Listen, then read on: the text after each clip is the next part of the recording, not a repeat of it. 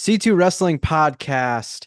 We are back. Another episode. If you are watching on YouTube, do not be alarmed. I know the screens are black. They are covered for a reason. As you can tell by the title, this is the Halloween edition. So, Snowden, before we get into the reveal of each of our hmm costumes, Yep. I first have to ask how you're doing and Okay. if you could give any, without revealing anything, give any background or thought process that went into picking your costume. Okay. Without giving anything up, I don't know if I can say much. I'm doing all right, though. Let's put it that way. We'll start with that. I'm Okay. doing good. Hype for this video. This is exciting. This is fun for us. I will say the C2 Wrestling fans may not know this, but we've done this before. This We is not the have. first round of us doing this. My costume, without giving anything away, should be expected, I'll say. Okay. Okay. So we will get into WWE Crown Jewel this Saturday. hmm We will have our preview and predictions. So I'll probably put a timestamp if you don't care for the shenanigans, but I mean this is the meat and potatoes of the Who video. cares about Crown Jewel? Of course, will be a yearly tradition on Yep. C2 Wrestling because it is something we've already done in the past. Yes. And so I'll get into my costume, my reveal. Okay. All right. I'm happy to react to it. The C2 fans may not see my reaction, but you'll be able to hear. Of course. Now, I mentioned the past, Yes. and I felt like I had to go into my past for this costume. Okay. All right. And now, for any of you that may know, C2 Wrestling, both of hmm us are from a little town, not so little actually, called Toms River, New Jersey. Correct. And now, to jump into character for a second, I already know where it's going. as a man who Oh works God. out a lot, I am sick and tired of seeing these out of shape losers walk our streets. So, ladies and gentlemen, the Simon system is here. And Simon Dean says, you need to get your damn steps in and start working out. Oh God! I wish the fans could see me. That is great. That is great. Now, for those of you that don't know, like Chris just said, Tom's over New Jersey. We went to the same high school that our boy Simon Dean went to back in the day. The protein workout, the hair is done. That's perfect. That's so good. Now, I will say, I was upset that I had an earpiece, but hmm I don't know where it is. It's gone. I must have lost Okay. it when Yeah. I Yeah. moved, whatever. That was going to be a part of the costume. I did take Yeah. pictures that if you follow us on X and Instagram, both of our pictures will be up after this is posted. Yes. Um, and one last thing I will say, I knew right away this is who hmm I wanted to be. I Yes. instantly knew this is who I wanted to be, as That's so obscure as good. possible. I will say though, this zip up, I cut the sleeves on this because he wears short Okay. All sleeves. right. I could not Yeah. find long sleeves. When I put this on and I had the tank top, I happened to be wearing my chain. And I looked in the mirror and I said, holy shit, I'm dressed as Tony D right now. Yeah. Your costume can go two ways, yeah. really. Yeah. I'm like, once I cut the sleeves off, it'll actually be Simon Dean. But I took a picture of me with the long sleeves, and I'm like, this is a Tony D costume. That is a Tony D costume. But That's funny. ladies and gentlemen, here for the Crown Jewel predictions is none other than Tom's River East Zone, Simon Dean with the Simon system. I got to give that costume a 10 out of 10. That is fantastic. I did not expect Simon to. All right, now listen. Again, I can't really say too much without giving my costume away. What I will say, it's one of the GOATs, okay? One of the greatest of all time. Now listen, this guy recently just won a championship as well. I think I might just tell you he's a little bit extreme. I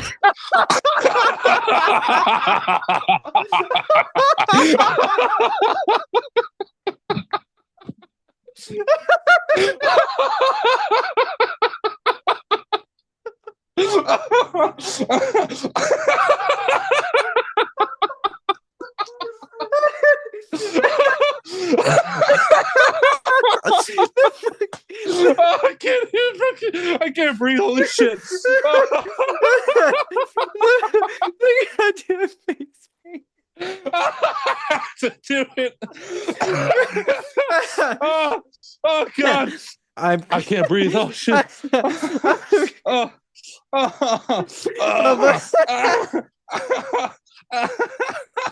Dude, coming to a 2004 Raw near you. God, my fucking eyes are burning because I'm crying and I wiped them and I literally gel.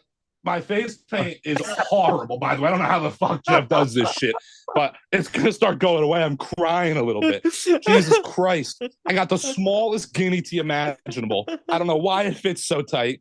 Had to add the shirt. I do got the towel in the back pocket. Jeff Hardy, baby, one of the goats. I don't know if I'm gonna be able to do this whole podcast. I didn't really think about we're gonna be sitting here in these costumes. God, dude, my eyes are burning from fucking crying. God. Oh, that is fucking incredible. That is so good. Oh my God. Holy.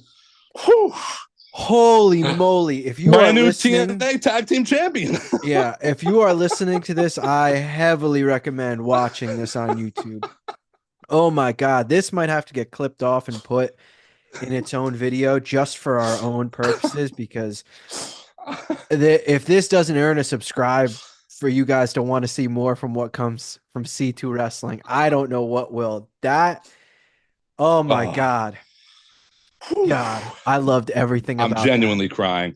Yeah. This is my favorite episode of C2 so far. Absolutely. Let me just say this. The face paint, I don't know how Jeff does it. I could not imagine doing this before every match. There's no way. 2, I'm standing in my mirror sweating bullets putting this makeup on. I rub some on, it comes right off. It was a pain in my ass to put this shit on. Now, granted, I bought cheap Spirit Halloween face paint, all right? Just got the high-end shit, I'm sure. But man, my hair is sticking to it. God, okay, 2 things I'm missing. I tried to find the Hardy Boys pennant. Couldn't find it online really anywhere for like a legit one, like not like a goofy looking one. And then I wanted to also get the fake hairspray and tie-dye my hair a little bit. I couldn't get around to that. That would have been great though. But man, the face paint. This is just like you said with Simon Dean. I immediately knew I'm going Jeff Hardy. So, blast from the past.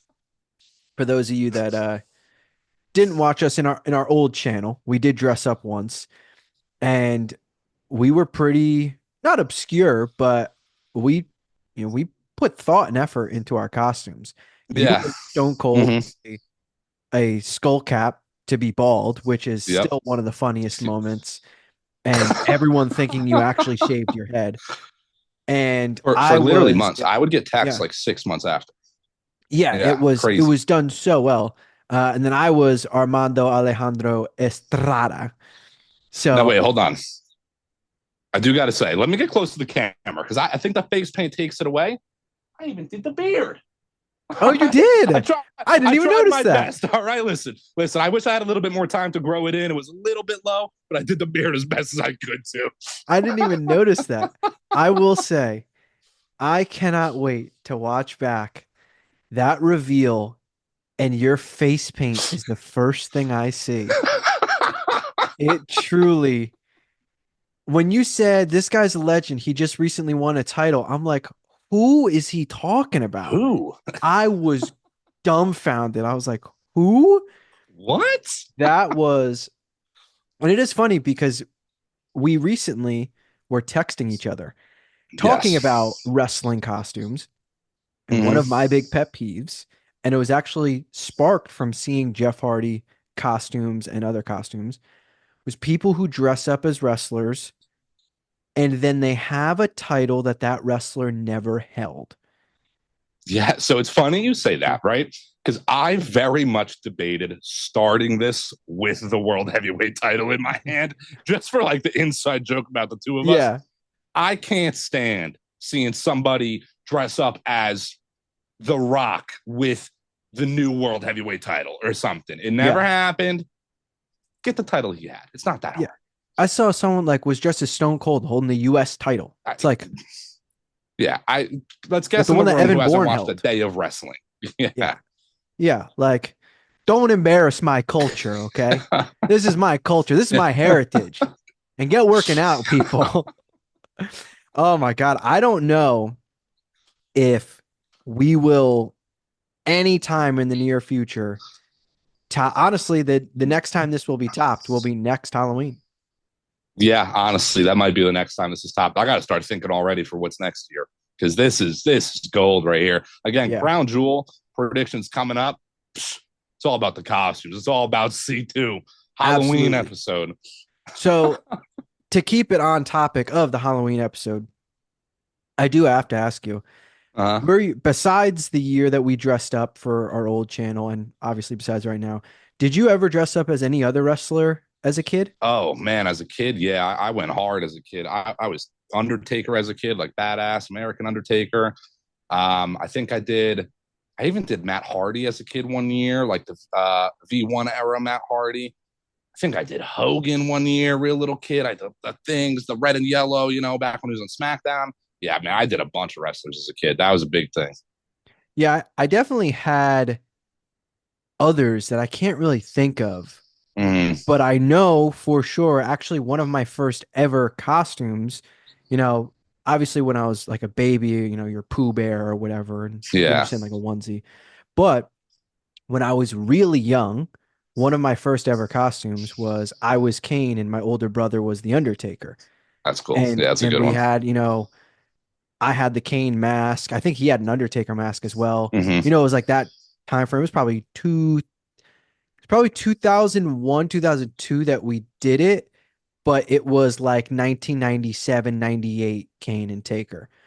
So Yes. it was like perfect for older brother, younger brother. Also at that time, like wrestling's still really hot and everyone, Yeah. they see that Kane and Undertaker were trick or treating together. So they know exactly what it is. That was like one of my first memories of trick or treating and Hmm. Halloween.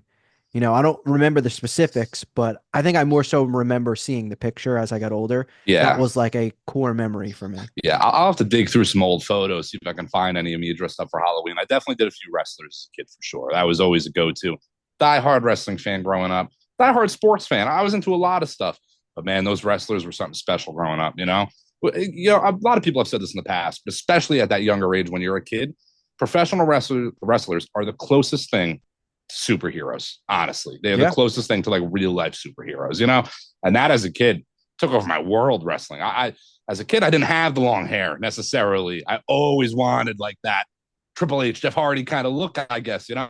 Now, 27 years old, I'll throw on face paint every day if I want. Ain't no one stopping me. Exactly. I will say, even when it wasn't Halloween, I did have certain things that when I would wrestle either with my friends or with, Mm, my stuffed animal or whatever, I had certain like outfits that I would wear to be that yes. wrestler. I specifically remember I had a pair of jeans Mm, that I never wore because little random fact, growing up, I hated jeans. I never wore jeans. I still really don't wear jeans, but I had a pair of like loose jeans and I cut them into jorts. And when I wanted to be John Cena, I wore those jorts. Like that's what I yeah. did as a little kid when I was wrestling around. So honestly, I feel like when you're a little kid with wrestling, it's more than just Halloween. Like all the time you're finding ways to Mm, be.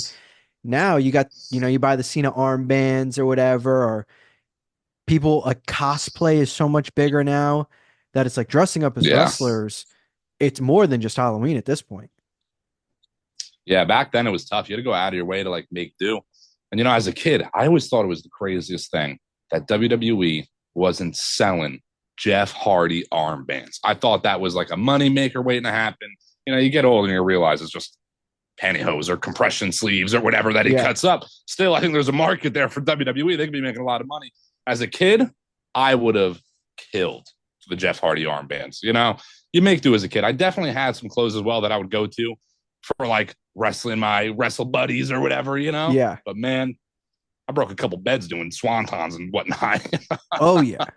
Oh, absolutely. Beds broken, Yeah, trampolines broken, you name it. Like absolutely. Yeah. holes in walls, like that just happened all the time. So we will get into Crown Jewel as promised. This easily has been one of my favorite moments in our short time so far in this channel with a bright future. There will be more to come. Now, next Halloween, I don't know where it falls on the calendar. I don't know if there will be a pay-per-view that weekend. It might just be a video special. I think this is probably best way to do it is having it on the podcast. Then we just sit here ridiculously dressed up for an entire Yes. podcast. Yep. But we will get into Crown Jewel predictions and preview. Before we break down each match, I have to ask you, I know your answer, but I'll throw it to you anyway. On Twitter or Mm-hmm. X, whatever you want to call it, Raw ends, hour later, we get a post. 6-man tag Yes. match at Crown Jewel. Old bloodline, new bloodline. It just feels like it's just too quick. It's just too Yeah, quick. it's definitely forced. I got face paint in my eye, my bad. You're good. It's definitely too quick. It leads me honestly, like this is the first 7-match card in a while. You know, they've been doing 5-match, maybe a 6-match show here or there. And I'm not even gonna hate on 7 matches, okay? But I'm not gonna like it. I've seen a lot of people online saying, "Oh, this should be the norm from here on out." I think everybody's tripping if they don't realize that Saudi, they ask for stuff. They want people on that card. So WWE is forcing Roman onto that card in whatever way they can. Could they have just done a straight up solo Roman match? Yeah, sure. I probably would have liked that a little bit better too, if I'm being honest. But it's just really to get Roman on the card. Doesn't mean I'm a fan of it. I personally dislike this match very much. I do think they are trying to hold out for that Roman solo match. I don't know if it's going to be at Mania. Cody has said people think they know the Mania card. They don't. Yeah. Who knows? There's still speculation we'll get Roman Rock. I don't know. It just, if they're going to do Bloodline War Games, this definitely waters it down, having them face what, 4 weeks roughly before Yeah. Survivor Series. You know, not saying that they had to just not touch. They're obviously brawling every single weekend, but I would have, I would have been more okay with it if it was like the Usos are finally teaming back together and they're taking on Tama Tonga and Tongaloa or something like that. Like gradually working your way in. It's the first match of the Usos being back together in over a year, Mm-hmm. Like I would have been cool with that. Yeah. This just feels like, you know, we're already getting something that we don't need yet. Yeah, I agree. I feel like even if you were to do that tag match, the Tongans versus the Usos, you can have Roman still come out and try to be in the Uso side. And maybe there's some tension between Jay and Roman there and whatnot. Them teaming up already. I mean, this match better be like tension filled still. You know, there better be kind of a lot of heat going on between Jay and Roman. Now, listen, it's also nothing against the Saudi fans. Don't get me wrong. But the comeback bloodline match not being in the States or Canada or Europe or something, I feel like it's kind of a disservice a little bit. I don't think this gets the value it deserves being in Saudi, to be honest. And that's not necessarily the fans there. It's more a disdain towards the shows that have been over there. You know, they're exhibitions. We've been over this a lot. The only devil's advocate I will play to that is to go off of, I guess, callbacks. It was Saudi. It might have even been Crown Jewel, where Jimmy officially pulled the plug and turned on Roman, hit the double super kick, and the Usos separated from Roman, which obviously did not last because Jimmy immediately went back with Roman. Yes. But it was in Saudi that turn happened in the tag match of Roman and Solo versus Owens and Zayn. So I get if that's what they're going for, then I guess, but still, I just don't think it's necessary. Yeah, I'm thinking we maybe see uh Jimmy kind of turn on Roman actually. I could see there being some maybe Roman and Jay kind of tension again. And maybe Jimmy kind of being fed up. Maybe he hits Roman with the super kick or something. And maybe that's finally like the stepping stone to pulling Jay and Jimmy really back together as a duo.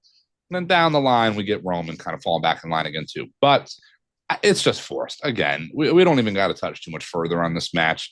I don't think anyone out there is really begging for this match, especially on this card. Very forced with Bloodline or War Games coming up, I should say. You have to imagine it's Bloodline versus Bloodline War Games. There's no other options. So to again do it 3-4 weeks prior just seems a bit too quick. Yeah, I guess like the only other multi-person option would be Wyatt Six versus Judgment Day. no, Wyatt Six versus AOP Oh, AOP, yeah, Final Testament, Cross yeah, in his Final Testament. yeah, But that's just way too quick. That story just started. Like that's the yeah. only other multi-person story that's even out there. I would assume that's what we're going to. Since we've already talked about the match, we may as well give our predictions.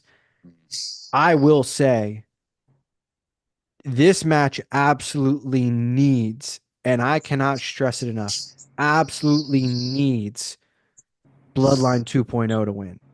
If Yeah, by they far. lose, if they lose, don't even have War Games. Who cares at that point? Don't even have Yeah, Roman versus Solo. If they lose again, we don't need anything else. yeah. There's no other option. The new Bloodline, Solo, Tamatanga, Tangaloa, Jacob Fatu, whoever's in the match, has to win. There's no other way around it. I don't know what they do. Maybe Solo gets the pin on Roman here or something. It's got to happen one way or another. In all honesty, because I don't really need the match, I don't care how it happens. It's got to happen. I think this is how it should go. I think you have the clear tension throughout the match between Jimmy, Jay, and Roman, and not tension like they're going to turn on each other, but tension like they still have their guard up a little bit.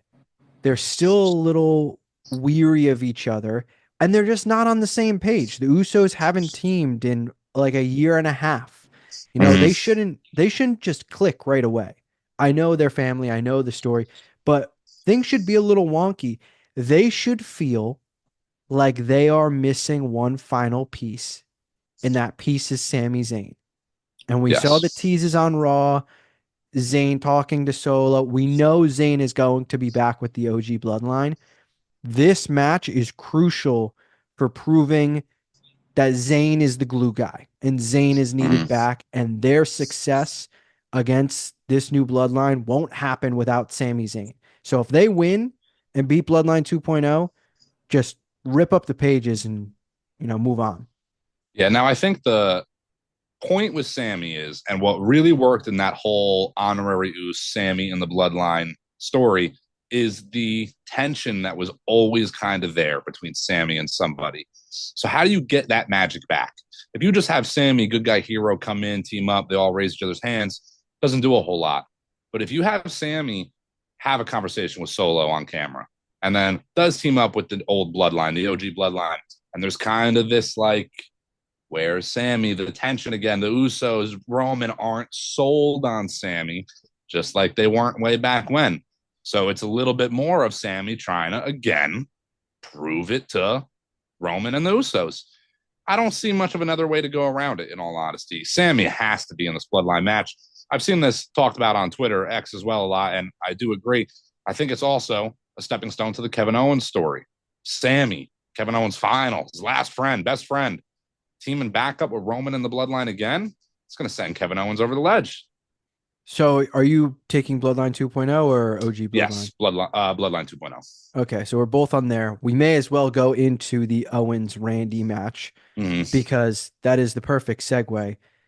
Again, another match. I think these two matches are so crucial to needing a specific finish. Mm-hmm. More so for me, for it to feel that weeks haven't just been wasted or stories, are making sense, whatever. Really, Cody or Gunther could win. life goes on. Yeah. Liv or Nia could win. Tiffany could cash in on either. Life goes on. You know what I mean? This match and the Bloodline match are crucial outcomes for right now and the future. And I think 1,000,000% all of this work with Owens is flushed down the drain if he just gets hit with an RKO and loses. Yeah, I agree. Now, I do think this happens one of two ways. I think Owens gets the win, or Owens does lose. But if he's going to lose, I think it's because he kicks the shit out of Orton, pulls in a chair, beats him down, DQs himself. Owens is definitely playing up that almost like I don't care anymore type character.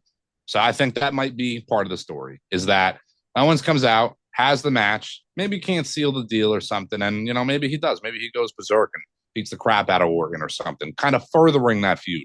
Maybe Cody, what are you doing? How could you? It's one thing to have a match, but you went overboard there. Furthers the tension between Owens and Cody even more.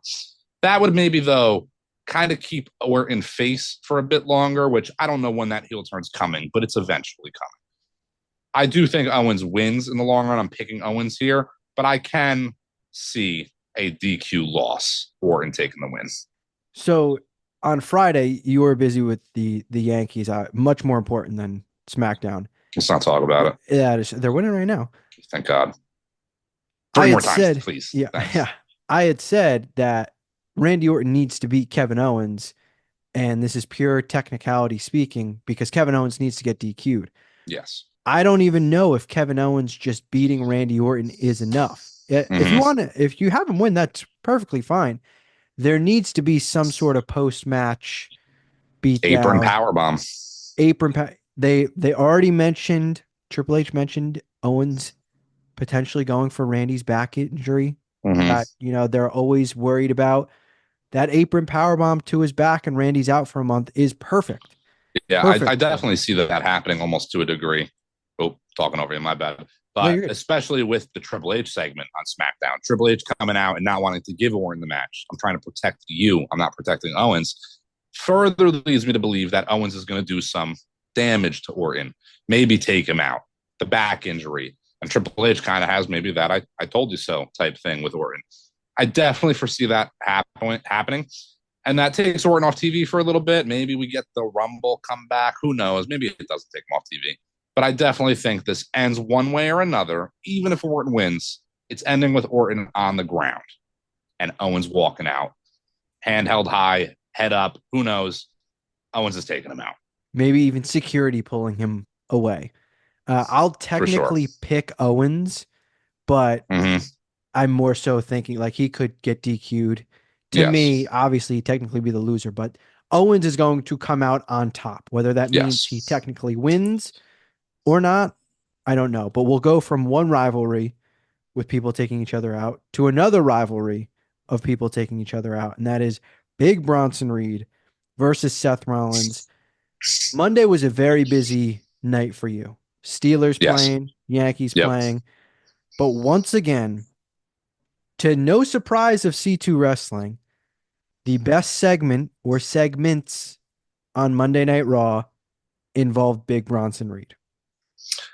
He is one of the most must see things in wrestling right now, in my opinion. And this is only the beginning for Bronson Reed. Bronson Reed had the original Seth Rollins moment, the six tsunamis, whatever it was.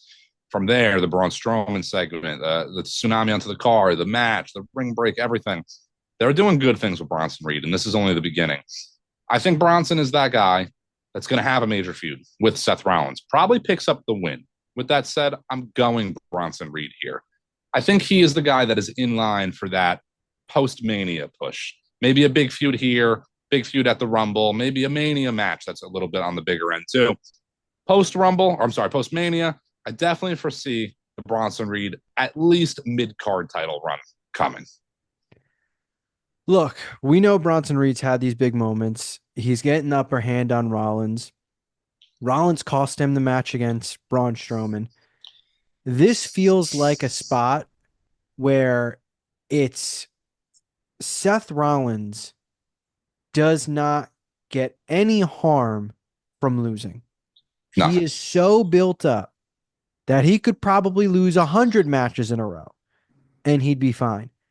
Mhm. But if Bronson Reed loses, it kind of feels like, man, you're building up this guy and he still can't beat anybody because he technically lost to Strowman. He would then just Yeah. lose to Rollins. It's like you're doing such great work with him. You can't celebrate touchdowns and miss the extra point. Mhm. This is where you got to kick it through the uprights and get 7 on the board instead of 6. You've done so Yes. well. You've gotten the touchdown with Bronson Reed every week. Now kick it through the uprights. Let's seal Yeah. this deal. Yeah. Seth Rollins winning is equivalent to the Giants' 2-point conversion play this Monday night, if anyone saw that game. Seth Rollins, though, I will say, similar to the Orton Owens match, I could also see, and I don't want it, but I could see Rollins taking the win. Perhaps Bronson goes for a tsunami on the announce table, and Rollins rolls out of the way, gets in the ring, and Bronson barely can't crawl back in. Something along those lines. A similar type of finish to the match with Braun Strowman. But I don't want it at all. Bronson Reed wins that match 10 times out of 10 if I'm booking it. I want him to win it strong, too. I'm not saying he's got to go in there on Brock Lesnar to Cena, but I'm saying I want him to go in there, and I maybe want him to hit another 6 tsunamis, something along those lines. I want him to take Rollins out. This is a match to me where this is just match number 1. We know they're going to face again. We know, Yes. honestly, if they don't face again, something's gone wrong. Yeah. This is going to be, maybe not a trilogy, but they'll probably face twice. Bronson needs that strong win to really kind of seal things.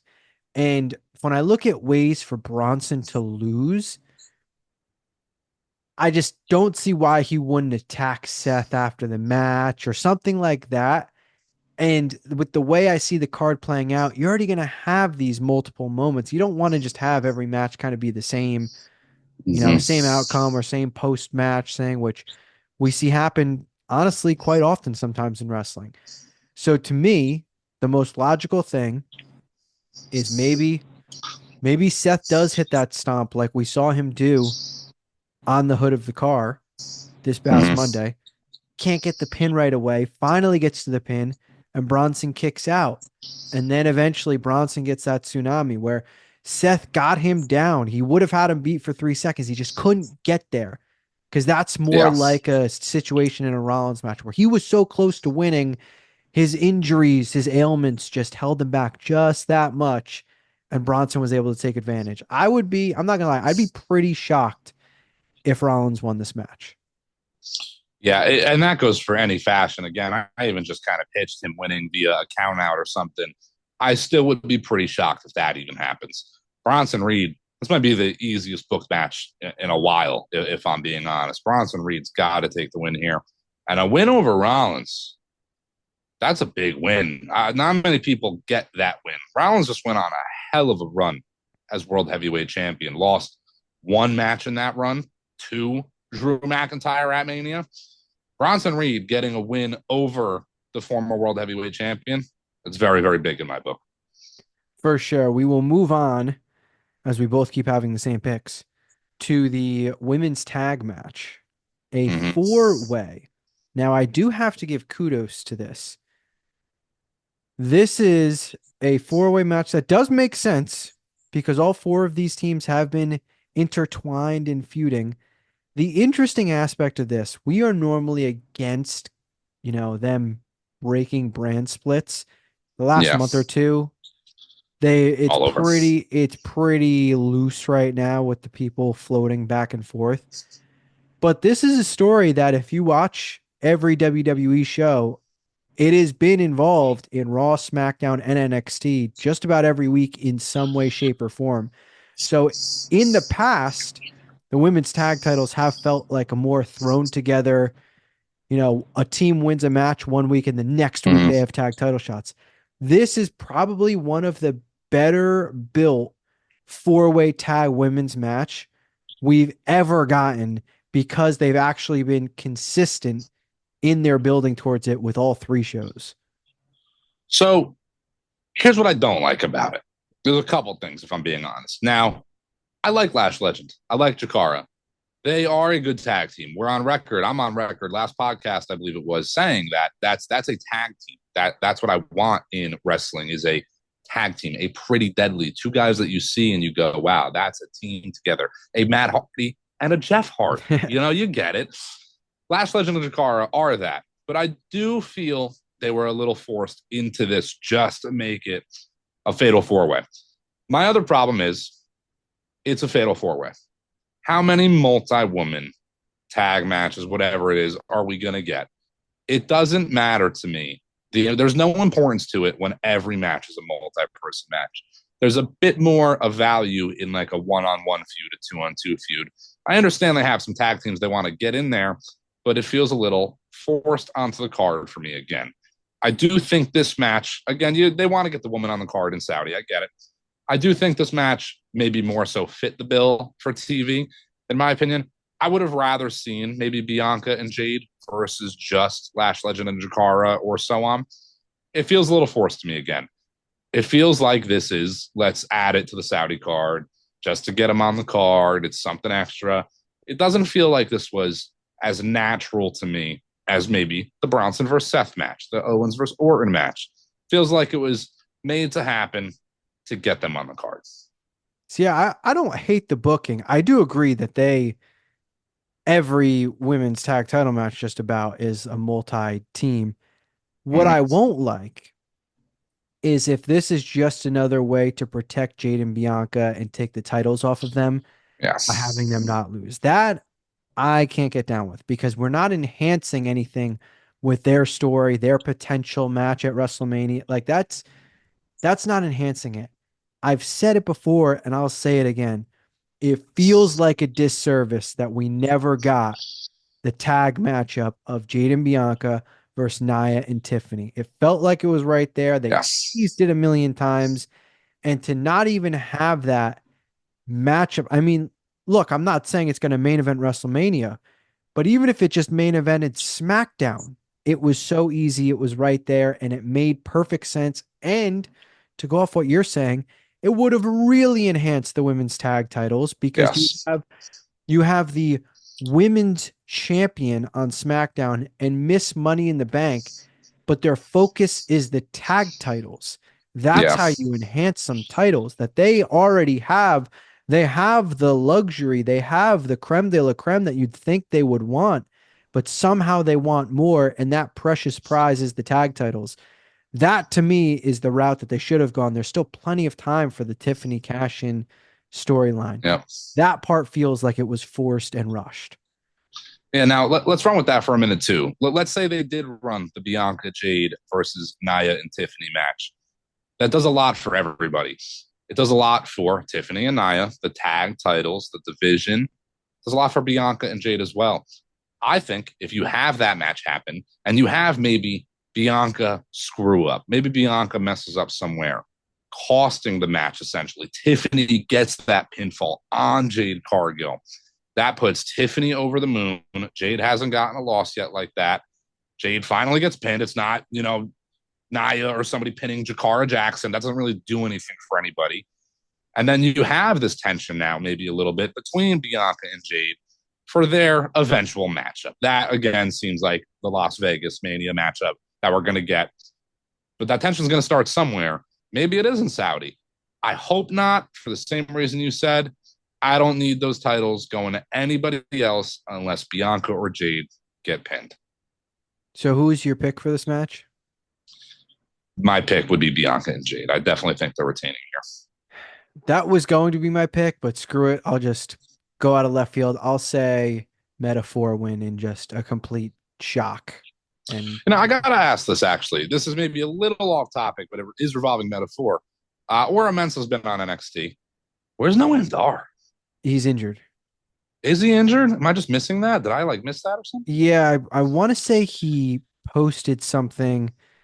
Maybe it was when they debuted on CW or something. He posted something like, it sucks being injured and missing out on it. Maybe it was a Yeah, show that like Lash and Jakara had a tag match and Oro had a singles match, something like that. something like But that. Yeah, I'm like 99% sure he posted something about like missing out or feeling, Getting hurt. Yeah. yeah, exactly. I mean, Because he probably got face paint in his eye or something. I mean, I wouldn't blame him. I get it. yeah, he's probably Pain in my he does ass. finally have long hair as well. So, he might be dressed up as Jeff Hardy as we speak. Maybe somehow he sees this video Who and it knows? inspires him, and next year he's going to be Jeff Hardy. Who knows?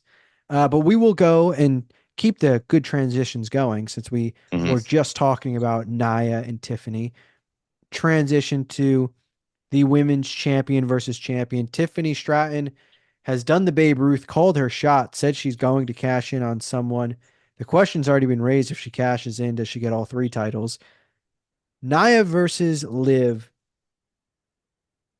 I know we've talked about our gripes with Cody Mhm. facing Gunther. I think, like, truly thinking about it, I think this is worse having them Yeah, it face. arguably is. It arguably is. It just makes like no sense, to be honest. It doesn't really do anything for anybody. I also hate the idea of Tiffany cashing in here. I really, really hope it doesn't happen. I don't want Tiffany cashing in for a while. Tiffany shouldn't cash in until Mania, at least, in my opinion. Maybe the Rumble in that time frame, sure. But Tiffany cashing in Saudi does not do it for me. I don't ever want anybody cashing in at the Saudi shows, to be honest. Those cash ins are big moments in history. And now, listen, again, it's nothing against the fans there. It's a little bit against the fans there, but It's it's more against the different. Saudi When you government, do, honestly. that's what I mean, realistically, yes. Yeah. We won't be It going to doesn't, any Saudi show, so we can say whatever the hell we want. whatever the hell we want. Those shows don't have the same power, the same oomph that those American, Canadian, Europe shows have. They don't get that same reaction. Tiffany cashes in France. Place goes crazy. That's a moment in history. Saudi, I didn't even take off work for this show. Like it's an exhibition. I got to work. I might as well work during one of them. I'd rather get off for a bigger show if I have to. I don't want it happening ever, especially this current Saudi show. So, as we often do around this time, it gets posed as two questions: who wins, and does Tiffany cash in? Does Tiffany cash in? No. I am going with no. I think it somehow gets stopped. Who wins? I'm gonna go live. I'm gonna go live wins. I could definitely see maybe Nia losing via a potential Tiffany cash in again. Maybe some spoorery there. I could see Liv losing via a Rhea interference, something along those lines. Who knows? But I'm going with that. I'm going with the Liv wins. I agree. I think Liv wins with the help of Raquel, but not as some would expect. I think like Tiffany maybe goes to cash in and Raquel gets in the way, thinking Tiffany could be cashing in on Liv to protect Liv, Mm-hmm. throws a little distraction at Naya, something like that. Liv rolls her up or something along those lines. And that's how she retains. And that's how the full split, really comes to fruition between Naya and Tiffany. I would be let down if she actually did cash in, especially since she just said she was going to. It's like when Big E cashed in, was like, I'm cashing in tonight randomly on Raw. It's like, oh, well, I know that was a different regime, but it's like, God, that just kind of kills the whole purpose of the Money in the Bank. Like, you just lose the Yeah. allure. The Big E cash in, I think, goes down in history as one of the worst. There's a couple in that realm. As much as I love Big E and want him to be champion and be back wrestling again, they butchered that cash in big time. I don't foresee them butchering the Tiffany cash in. Tiffany has the rocket strap to her. She's the next big thing. I think exactly what we're saying here, WWE realizes as well. There's a different level of having her cash in at the Rumble, in Indianapolis, in MetLife, in New Jersey, at Las Vegas, and WrestleMania. Who knows? There's a lot more worth out of her doing it there than in Saudi. I'm trying to think. I'm looking up right now. I don't think we're missing any match besides the main event, correct? Women's tag, Nia Liv. Oh, we are. There is one more match. I just found it. The United States Championship Triple Threat. Oh, Sorry, yes. Oh, my God. a Yes. good How did I forget about podcast that? host would have already had the list together, but I was Yeah. so excited for our costumes that I didn't even Yeah. have. Hopped up on too much protein powder and creatine to focus. Yeah, Yeah. exactly. It's the, took that pre-workout and just running through my veins. We have LA Knight defending the title against Carmelo Hayes and Andrade.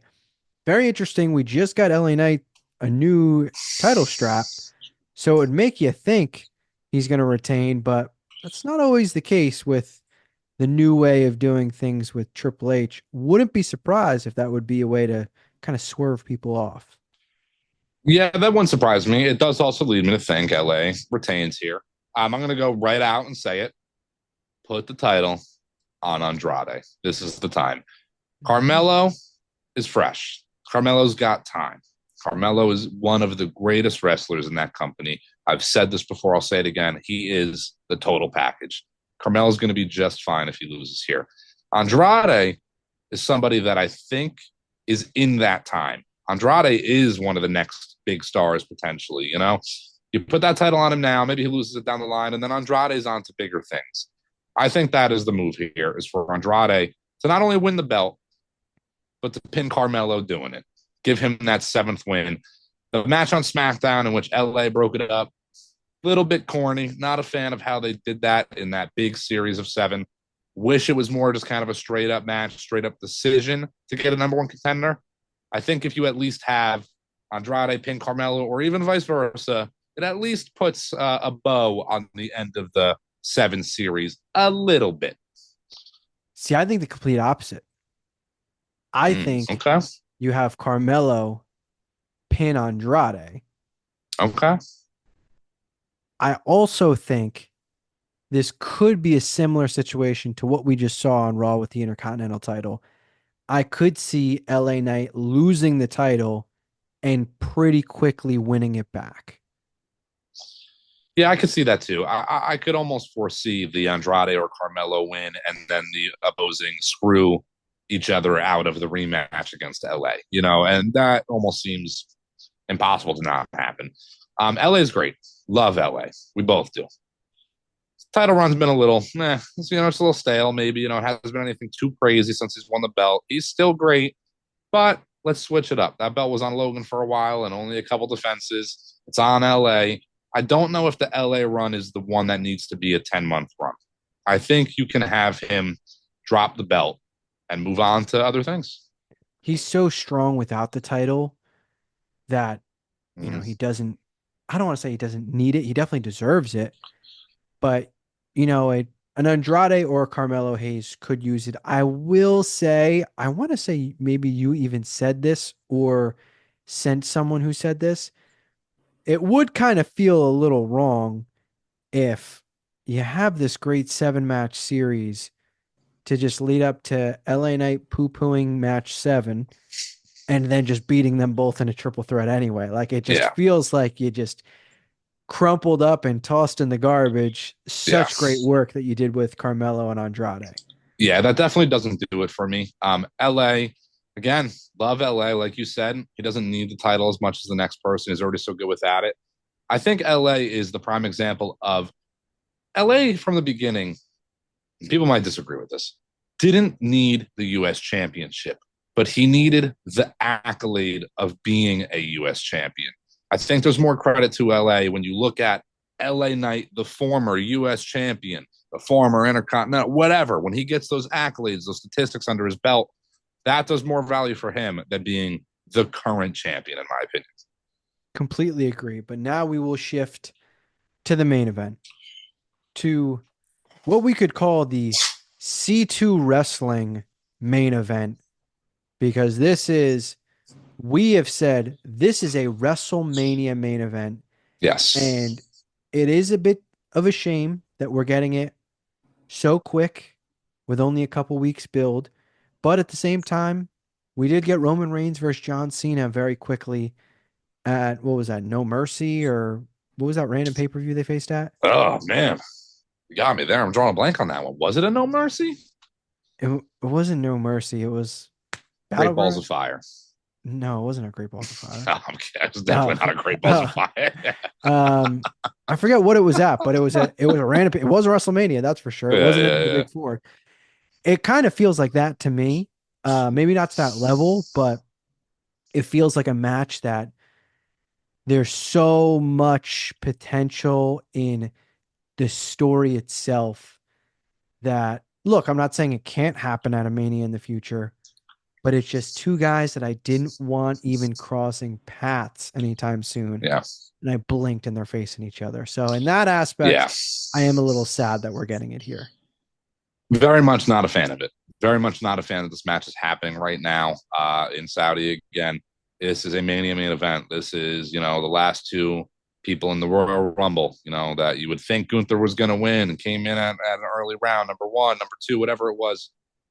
They were almost like setting this match up down the line at that Royal Rumble. I didn't think we were getting it now. There is absolutely an alternative world where Cody Rhodes or Gunther are number one contenders against the opposer, being the world champion, WWE champion, whatever it is, and we get a hell of a feud. This is definitely, as the whole Saudi show has been, especially the bloodline story, all that, it's also rushed. We didn't need this here. I'm not a fan of the champion versus champion match in Crown Jewel. I'm definitely not a fan of it being every year either. Yeah, which I don't know how long that'll last, if that'll Yeah, actually let's be a hope it thing. doesn't. Yeah. I will say there is a piece of me that's like, hey man, you're complaining about getting Cody versus Gunther, a match that you want. Like, I know it's not at Mania, but this is a match that you want. Maybe, calm down. But then there's also a piece of me that's like, the story is champion versus champion. They're fighting over this stupid title, but you have so much to the story, just so even as generic as can be, the foreign heel that talks about how shitty this country is compared to the white meat USA babyface. I thought you were frozen for 20 seconds. You did not move and your face paint did not budge. But the baby face as can be USA tattoo on his neck that's in red, white, and blue. Like as generic as you can be, the story writes itself and it Mm-hmm. must be finished if we want to get punny. It does feel like, God, there's just so much to it. Yeah.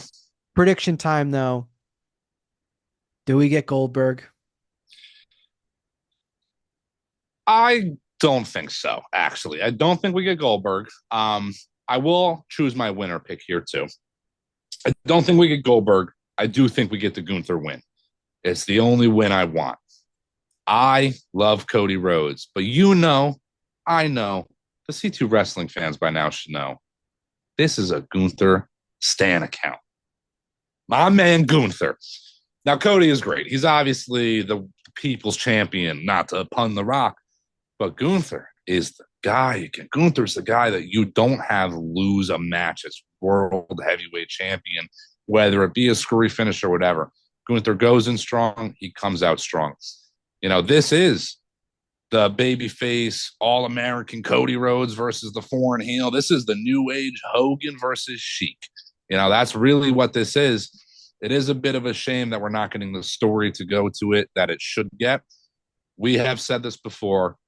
I know some fans will agree, some fans will not. There is more to pro wrestling than just pro wrestling. It is not all about what happens in that ring. There's more to it. Cody versus Gunther, I'm sure in a year, 2, 3 years, we're going to look back and go, oh, that match didn't matter at all. This feud is as good as could be. But right now, it does put a little bit of a damper on that potential future feud. I am going to pick Cody because I do think we Okay. get Goldberg. I do think Goldberg costs him. To me, it's like Saudis throwing that money for Goldberg just Yeah.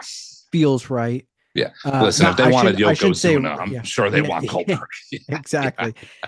Feels right, not in the aspect of like this is the right thing to do, but like feels right isn't correct. Uh, Yeah.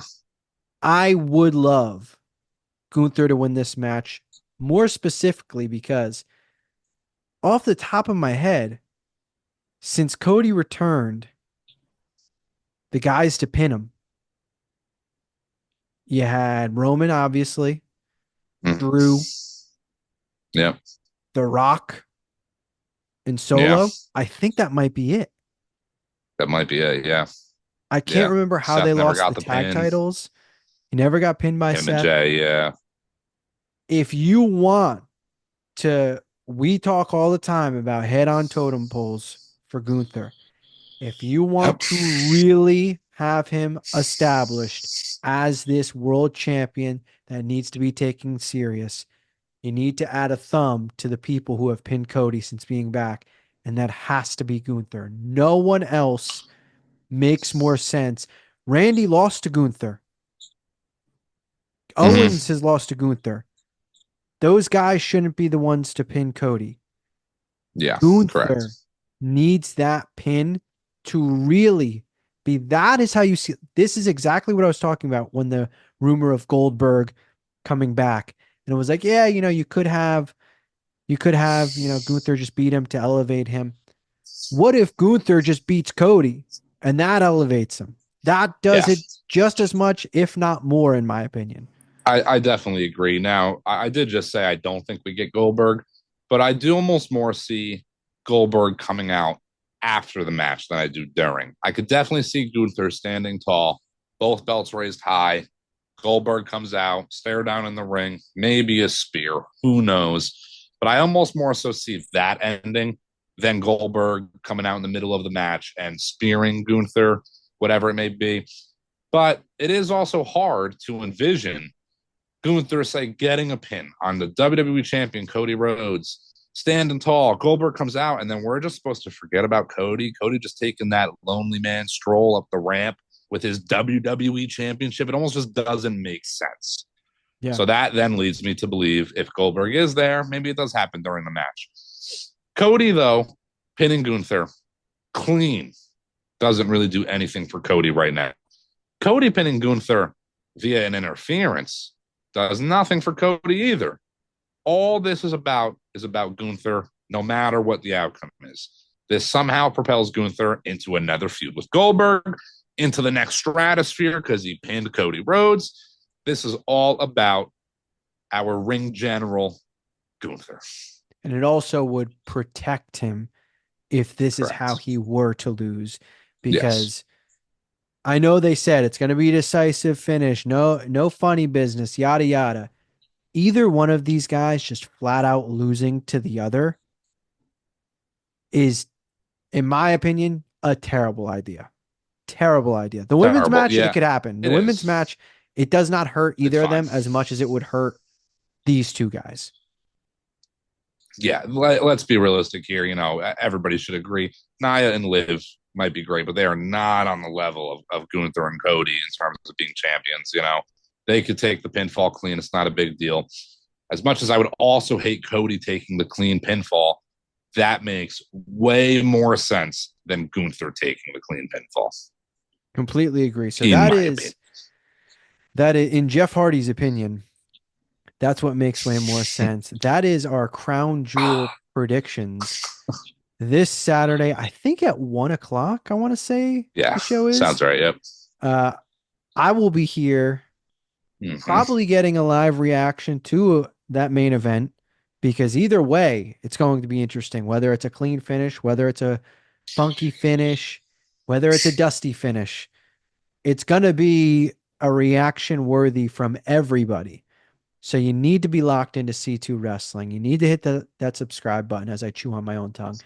You need to turn on the notifications. You need to get down in the comments and talk about how courageous it was from Snowden. We've had his bum ankle podcast. We've had his sick podcast. We've had his stuffy nose podcast. There was another ailment that I'm forgetting that you battled through. We now have the Snowden face paint podcast where he battled through with paint in his eyes. This has been very fun. I have been doing my damnedest to not touch my face right now. It's been so hard. My nose is so itchy. I can't wait to take this shit off. Jeff Hardy, Sting, all those guys. I don't know how you did it. Listen, again, I bought the cheapest face paint in the world. Maybe that's part of it. But this is C2 Wrestling. We're here to have fun. This is what we're all about. Jeff Hardy, one more time. Gotta hit the chant. Just lost my headphone. Can't hear you. Simon Dean coming at you. That's a Tom's River native. Here I go getting face paint all over me. Gotta hit the pose. Follow us online, X, Twitter, Instagram. I'm going to do the Jeff Hardy during all this. You guys know the deal. This is C2 Wrestling.